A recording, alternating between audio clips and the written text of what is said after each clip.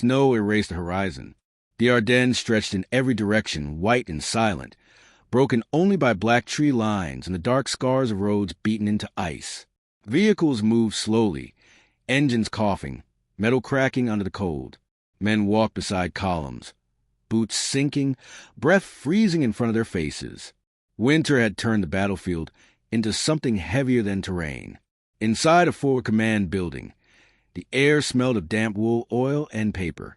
Lamps hung low over tables crowded with maps. Corners were weighted down with spent cartridges and coffee mugs gone cold. Frost crept along the inside of the walls. Omar Bradley stood at the center table. His coat remained on. Snow melted from the cuffs and pooled onto the floor. His hands rested on the map, not moving, as if pressure alone could hold the front in place. The German offensive had struck deep. Lines that once looked solid now bent inward. Arrows overlapped. Positions blurred. Roads that mattered most were reduced to narrow corridors through forest and ice. The cold dictated everything. Fuel thickened. Weapons jammed. Wounds killed slowly. Time itself felt different, stretched and brittle. Bradley moved his hand along a frozen river marked in blue. The line crossed hills and valleys where visibility vanished within yards. He followed it toward a narrow junction, then farther east, where American units had been pushed into defensive pockets. The maneuver under consideration sat there, unspoken but unavoidable. A long movement through exposed ground, minimal cover, night conditions, frozen supply lines. A shift so aggressive that it cut across expectation rather than following it. It had already been given a name among staff. Not official, not written down, just understood. Suicide. Bradley straightened and stepped back. He scanned the room. Officers stood quietly, some seated on crates, others leaning against walls. Faces hollowed by cold and days without proper rest. Gloves remained uneven indoors. Maps showed more than positions. They showed exhaustion. Outside, artillery rolled somewhere beyond the trees. The sound carried differently in winter, flatter, closer. Each distant impact vibrated through the building's beams. Bradley walked to a second table. This one showed the broader front. The enemy had momentum, but not freedom. Their advance depended on roads now clogged by wrecks and snow. Fuel shortages grew worse by the hour. Yet, pressure remained constant. Holding ground was no longer enough. Waiting meant freezing in place while the enemy chose a moment. Bradley removed his gloves and placed them on the table. His fingers were red, cracked. He traced the proposed route again. It bypassed expected resistance. It cut through forests deemed impassable in winter. It ignored comfort, safety, and precedent. The maneuver demanded speed from men already depleted. It demanded faith in timing during weather that erased schedules. It demanded acceptance that losses would come quickly if anything slipped. Bradley stepped away from the map and crossed the room. A small stove glowed weakly, failing to warm more than a few feet around it. Someone had draped socks nearby to dry. They remained stiff. Through a narrow window, he watched soldiers move past in the snow. Their movements were careful, practiced. Rifles held close to keep mechanisms warm, heads down against the wind. They did not know the maneuver yet. They only knew winter. Bradley returned to the table and leaned forward again. He examined supply estimates, distances, hours of movement measured against daylight that barely existed. Every calculation ended the same way. There was no safe option left. Defensive posture would invite collapse. Direct advance would bleed against prepared positions. Delay would let the cold and the enemy decide the outcome. Only one path disrupted the pattern. The room remained still as Bradley studied it. No speeches formed. No dramatic gestures followed. Only a steady alignment of maps, notes stacked, routes confirmed. The maneuver did not promise survival. It promised initiative. Bradley placed a marker at the start point, then another at the objective. The distance between them looked unreasonable on paper. In reality, it was worse. Outside, the wind rose again, pushing snow against the building. Somewhere in the darkness, engines started and stalled, then started again. Bradley remained at the table as the lamps flickered slightly. The cold pressed in. Time closed around the decision. The worst winter of the war offered no mercy, only movement, and Bradley prepared to approve the one maneuver the cold, the enemy, and common sense all warned against. The maps did not change overnight, but the pressure around them did. Snow fell harder, driven sideways by wind that cut through trees and uniforms alike. Roads vanished again beneath fresh drifts. Engineers worked without pause, clearing passages that closed almost as soon as they were opened. Inside the command building, the cold deepened. Ink thickened in pens. Paper curled at the edges. Men spoke less, conserving breath, conserving energy. Bradley stood where he had been hours earlier. The maneuver remained marked, a thin line through territory no one wanted to claim responsibility for. Every other option on the table had been exhausted, dismissed, or proven too slow. Reports continued to arrive. German units regrouping, artillery shifting forward, patrols probing weak points with increasing confidence. The enemy sensed delay. Delay favored them. The cold favored no one, but it punished hesitation. Bradley moved methodically through the information. Supply counts fell. Frostbite cases rose. Vehicles were abandoned where engines failed beyond recovery. Men slept in rotations measured in minutes, not hours. The proposed maneuver required everything that winter denied. Speed, coordination, endurance. It required units to move when movement itself was the enemy. It required silence in terrain that amplified every misstep. And yet, it offered something nothing else did. Disruption. The route cut behind expected lines, threading through forest and ravine, ignoring roads that had become traps. If executed, it would strike where the enemy felt least threatened, forcing reaction instead of advance.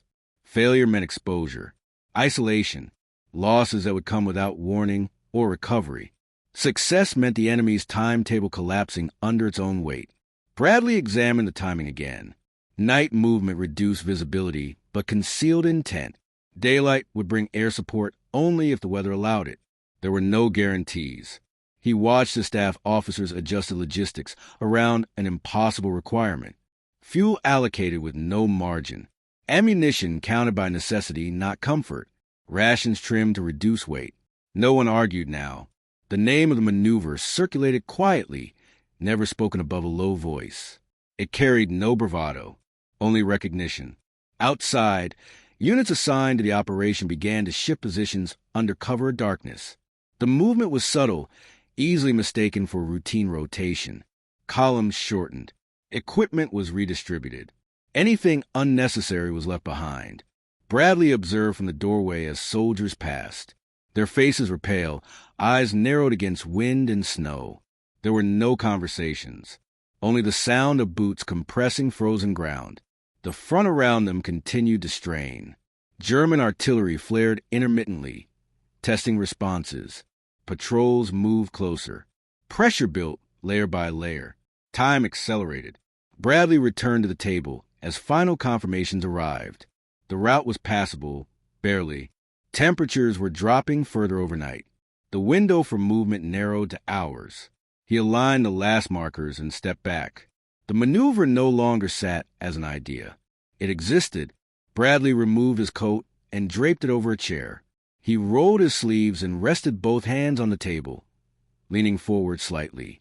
The decision had reached its final form. There was no flourish, no visible hesitation.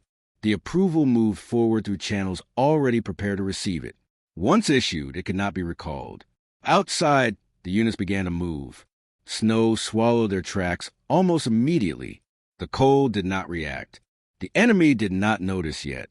But the worst winter of the war had been answered with motion, and the line that had been marked on the map was now alive, stretching through darkness and ice toward an outcome no one could soften. The maneuver had begun. Night closed over the forest without transition. Snow absorbed sound. The columns moved without light, without pause, guided by distance and memory rather than landmarks. Trees pressed close. Branches scraped helmets and packs. Every step carried weight beyond equipment. Bradley remained at the headquarters, but his attention followed the movement mile by mile. Maps were updated with estimated progress, each mark delayed by the reality of terrain and cold. The maneuver advanced slower than planned, faster than feared. The temperature dropped further. Frost settled into metal. Weapons were kept close to bodies. Men rotated lead positions to prevent collapse. Short halts were taken only when necessary, never long enough for stillness to become dangerous. The forest offered cover, but it also offered disorientation. Units stretched and compressed as ground allowed. Officers checked alignment by touch and whispered signals. No fires, no radios unless required. The enemy remained focused elsewhere. Intercepted signals showed continued emphasis on expected axes. Artillery remained trained on roads and towns. The forest behind those lines stayed quiet, ignored, dismissed as impassable in winter. Bradley studied those reports and adjusted nothing. Hours passed. Near dawn, the first contact occurred. Brief, violent, confusing. A forward German element encountered movement where none was expected. The exchange ended quickly, leaving behind silence and unanswered questions. The maneuver did not stop. As light crept into the trees, the units reached the edge of their objective zone. Snow thinned slightly. Ground hardened. Visibility increased just enough to confirm positions. Bradley received the first confirmation that mattered. The route had held. The force remained intact. He marked the map once and waited. The confrontation came without ceremony. Not a single clash, but a series of sharp engagements that rippled backward to the enemy's rear. Supply points disrupted. Communications cut.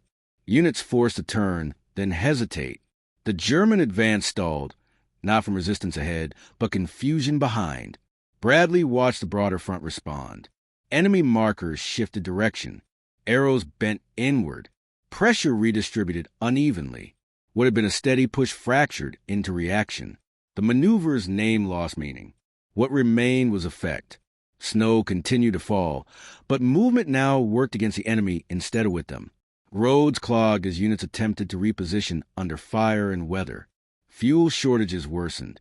Coordination failed in places where certainty had existed days earlier.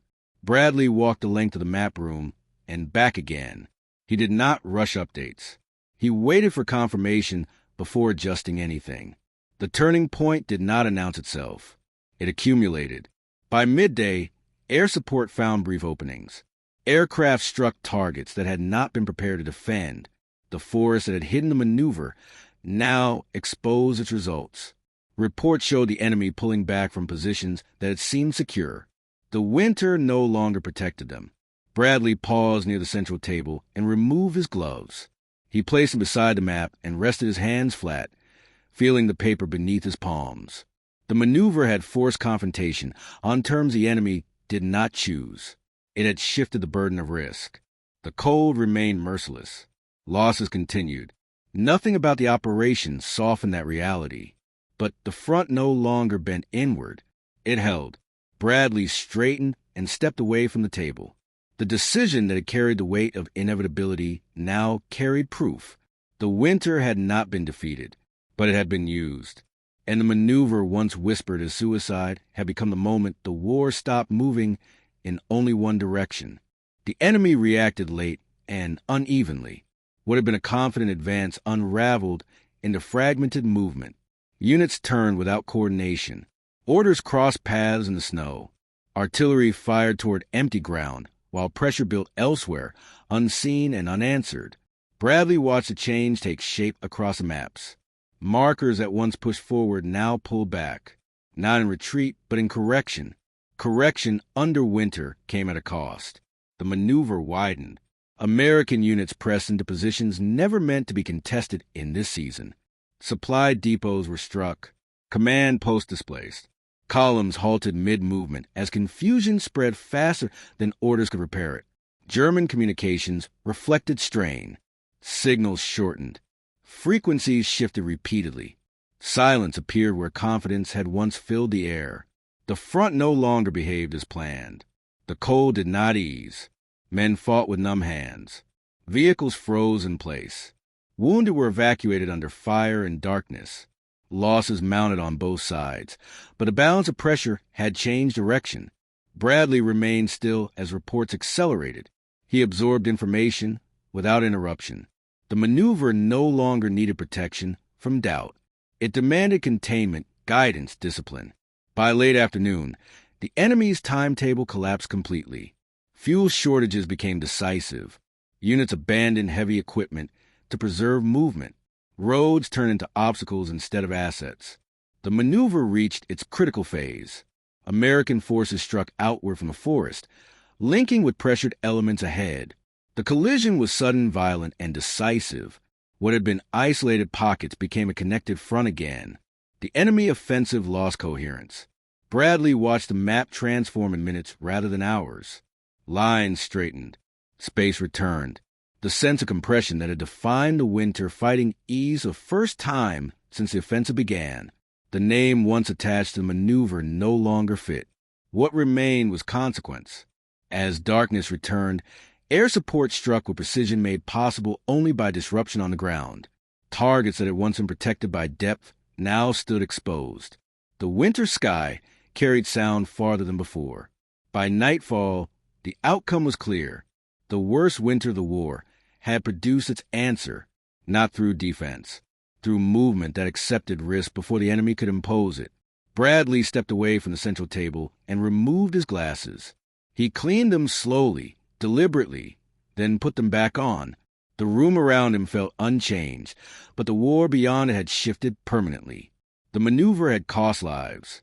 It had demanded endurance beyond reason. It had asked men to move where survival itself resisted, but it had broken momentum when momentum mattered most. Outside, the snow continued to fall, indifferent and endless. Inside, the maps no longer showed collapse. They showed control wrestled back under the harshest conditions imaginable. The climax did not arrive with cheers. It arrived with the enemy no longer advancing. Morning came slowly, filtered through low clouds and drifting snow. The forest stood scarred now, branches broken, ground marked by tracks that no longer disappeared immediately. The land itself showed that something had passed through and changed it. Inside the headquarters, the rhythm was different. Lamps still burned. Maps still covered the tables. But the pressure that once compressed every decision had eased into something steadier, heavier, but controlled. Bradley stood alone at the central map. He adjusted a single marker, then stopped. No further movement was needed. The front had stabilized into a shape that could be held, reinforced, expanded. The maneuver was complete. Units reorganized across the sector. Survivors regrouped. Wounded were moved out in greater numbers. Supply routes reopened along paths that had seemed unreachable days earlier. Engines ran longer before failing. Radios stayed alive. The winter remained brutal, but it no longer dictated every outcome. Bradley moved slowly around the room, collecting reports, stacking them neatly without comment. Each page carried cost. Each line of text represented exhaustion, loss, and endurance that would never be summarized fully. He did not look for praise. He did not review the maneuver again in his mind. The decision had passed from choice into history the moment the first unit stepped into the forest. Outside, soldiers moved with the same quiet discipline they always had. They repaired equipment. They dug and were ordered. They slept when allowed. The maneuver was not discussed among them as legend or gamble. It was simply the movement they had made to survive and push back. Bradley paused near the doorway and looked out across the snow-covered ground. The wind had softened. Visibility extended farther than it had in weeks. The landscape still looked hostile, but it no longer felt closed. The worst winter of the war had not broken. It had been endured. The maneuver that had been whispered about in low voices would never carry its name officially. It would exist only in reports, in maps marked and erased, in memories carried quietly by those who moved to the cold when stopping meant surrender. Bradley returned to the table and turned off one of the lamps. The light dimmed, but enough remained to work. There would be more decisions ahead, more pressure, more winters of different kinds. But this one had been met without retreat. The front held. The momentum had shifted, and the path through the forest, once considered impossible, remained behind them. Silent proof that movement, even under the worst conditions, could still change the course of the war.